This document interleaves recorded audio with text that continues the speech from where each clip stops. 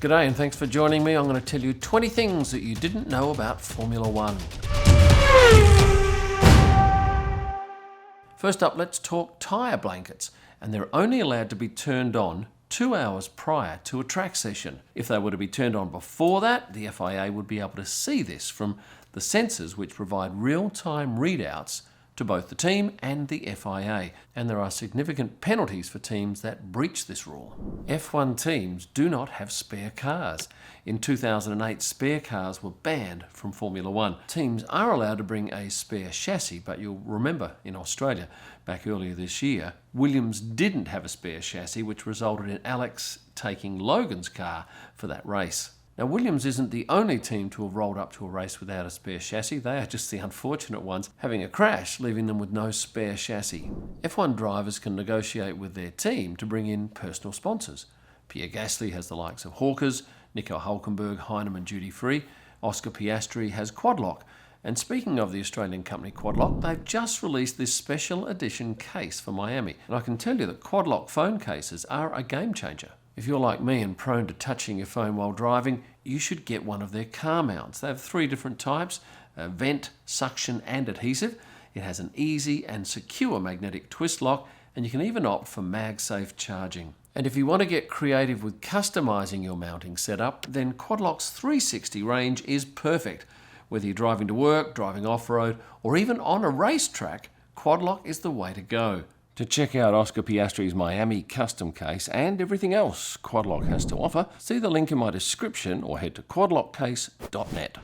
Most F1 marshals are volunteers. That's right, the orange overall-clad track marshals are not paid for their work. These people are heroes to the racing world and are there to make the track and drivers safe. And when a new country comes on board with F1, they'll typically bring in experienced marshals from other countries to train and oversee the local marshals until they're capable of handling the work on their own. F1 teams are subject to a cost cap, a maximum amount they can spend during the season. How much exactly is it?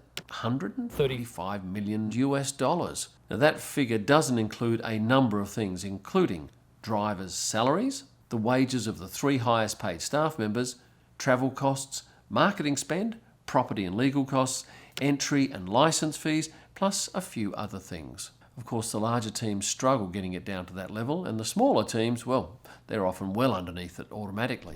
The youngest average combined podium age occurred in Brazil in 2019. The top 3 drivers' average age at the time was 23 years, 8 months and 23 days. Prior to this, the youngest combined was in Monza in 2008. The Monaco Grand Prix doesn't adhere to the FIA specifications. In order for a circuit to be able to host an F1 race, they must be considered an FIA Grade 1 circuit, and one of the requirements for a Grade 1 circuit is the track must be at least 3.5 kilometres in length. The Monaco Street Circuit is around 3.34 kilometres, but it's granted special consideration due to its history and involvement in the sport. Lewis Hamilton has 2 and sometimes 3 security guards at every race. He's without a doubt the most popular F1 driver, boasting more than 36 million followers on Insta, so there's no surprise that he takes his security seriously. This is Pavel and this is Reese. They ensure the Brit can move about the paddock without getting mobbed. I talk more about F1 security in a recent video I did, and you can find a link to that in the description below. The Miami circuit is the only F1 track with swimming pools trackside. There are 2 at the Hard Rock Beach Club at turn 12 and 2 at the Yacht Club at turn 6. And with Miami's hot and humid climate, they are the perfect spot to view the race from.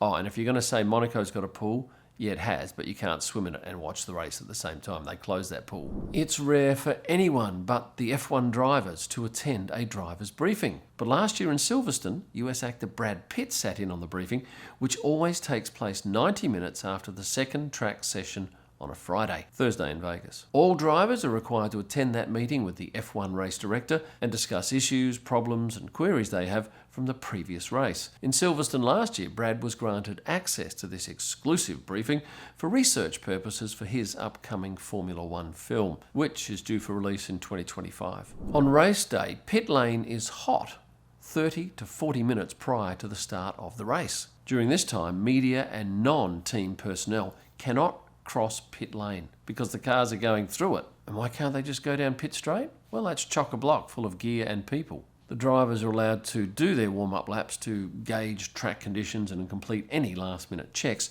during that 10-minute window before they stop their car on the grid. It's also a great time to get pit lane shots like this, or this one in Brazil. This year there are only 3 teams without a watch sponsor. Do you know which ones? I'll tell you. Williams, Haas and Stake. That leaves 7 teams with watch sponsors: Ferrari and McLaren, sponsored by Richard Mille; Mercedes with IWC; Aston Martin have Gerard Perregaux; Red Bull are sponsored by Tag Heuer; Alpine has a new sponsor this year, H. Moser and C; and VCarb now has Tudor. Rolex, you're probably thinking? Nope, they sponsor F1. Did you know that Oliver Bearman became the first British driver to start an F1 race for Ferrari in the 21st century when he stood in for Carlos Sainz at the 2024 Saudi GP? Had Oliver not have jumped in to replace Carlos, Lewis Hamilton would have certainly been set to take this accolade next year when he moves to the Italian team, replacing Carlos. These F1 tyre guns cost upwards of $20,000, and all F1 teams use the same tyre guns from Italian manufacturer Dino Paoli. The base model, the Hurricane 2, sells for about $10,000, but with all the add-ons that F1 teams require, it's estimated they go for well more than $20,000, and they are powerful and loud. F1 drivers are not allowed on the track 5 minutes after a session. The FIA's regulation prohibits anyone from being on the track in the 5-minute period after the end of a session, with the exception of specifically identified personnel. And drivers are not one of those specifically identified. You might remember that caused some problems at the 2022 Australian Grand Prix when Sebastian Vettel took a ride on a moped with one of the marshals to pit lane. Fans loved it, but Vettel was stung with a €5,000 fine for that. Only one F1 race has finished without any racing laps having been completed. Can you guess which one? I was at it, photographing it. I'll give you a second. Spa 2021. On that unbearably cold and miserable day, there was heavy rain and only 2 laps of the race were completed, and they were under safety car. After that, all the cars just returned to pit lane. We waited for hours in the rain, but the conditions were considered unsafe to resume, so the podium ceremony was conducted and the drivers awarded half points. This was also the very first time George stood on the podium. Double points were awarded in the 2014 Abu Dhabi GP. In that year, changes were made to the F1 points system, and it was decided that the final race of the year in Abu Dhabi would be worth double points. The change wasn't well received, and the year after, they went back to normal. Every team has 2 of these devices. What does it do? In short, it's a very sophisticated measuring device that enables teams to ensure their cars adhere to the FIA regulations. They're worth around $30,000 each, maybe even pounds, and they're vital for setting up the car on a race weekend. And after each race, the cars of all top 10 finishers are checked, plus others at random. And if you get those measurements wrong, you can be disqualified. Here's something you probably don't know. The Miami circuit has the most pedestrian bridge spans of any F1 track. How many? 11. And it's nowhere near the longest track. In fact, there are 9 longer than it. Obviously, though, the bridges make it easier for people to get around. And for that, Miami deserves a pat on the back. And finally, can media personnel be disciplined by the FIA for wrongdoings? Yes. There have been cases where photographers have been penalised for photographing embargoed track activity.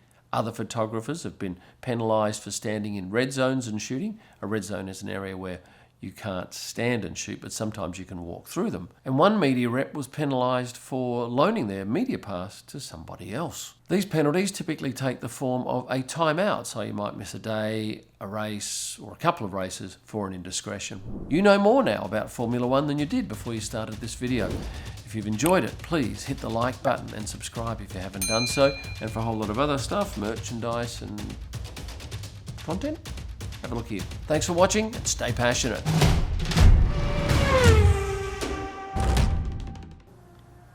The young... Oh, that's noisy.